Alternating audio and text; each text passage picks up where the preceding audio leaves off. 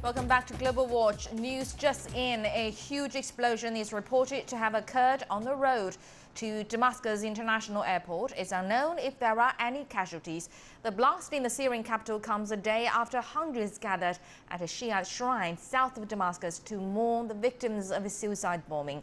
At least 150 people, including 72 children, were killed on April the 15th during a landmark evacuation. And the blast targeted the evacuees from Fua and Kafraya, two Shiite majority villages in the country's northwest.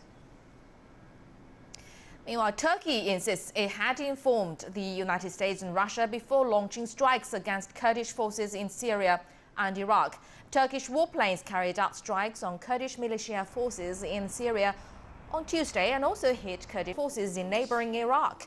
Moscow blasted the raid as unacceptable. Washington also condemned Turkey for a lack of coordination with the U.S. Russia and the U.S. back opposite sides in the Syrian civil war, but both regard the Kurdish militia operating in Syria as essential in the fight against the Islamic State. Now, in the latest crackdown of government opponents, Turkish police on Wednesday arrested over 1,000 people accused of infiltrating the police force for a U.S.-based cleric blamed for a failed coup. And over 9,100 police personnel were also suspended on Wednesday due to links to Fethullah Gulen. The nationwide sweep was one of the largest operations in months against suspected supporters of the cleric. And following Turkish President Recep Tayyip Erdogan's victory in a recent referendum to boost his powers, he has been more determined than ever to clear the country of supporters of his former ally.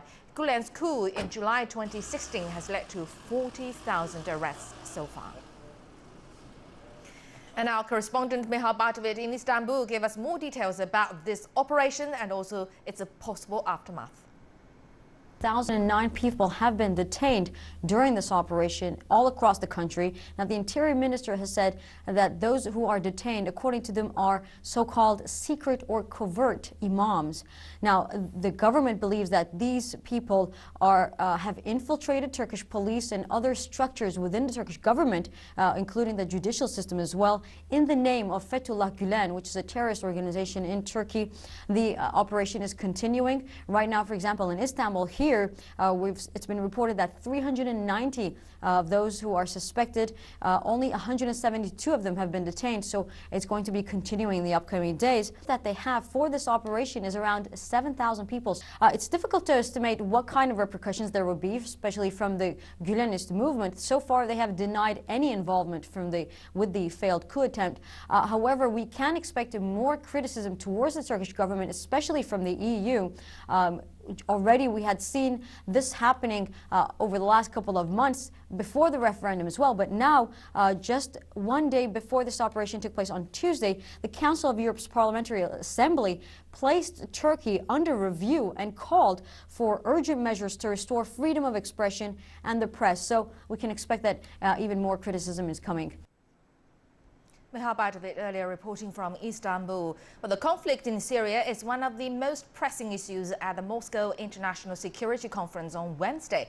Russian Foreign Minister Sergei Lavrov condemned the U.S. strike on the Syrian government airbase earlier this month, and he said the strike had exacerbated tensions and undermined future anti-terrorism operations in the region.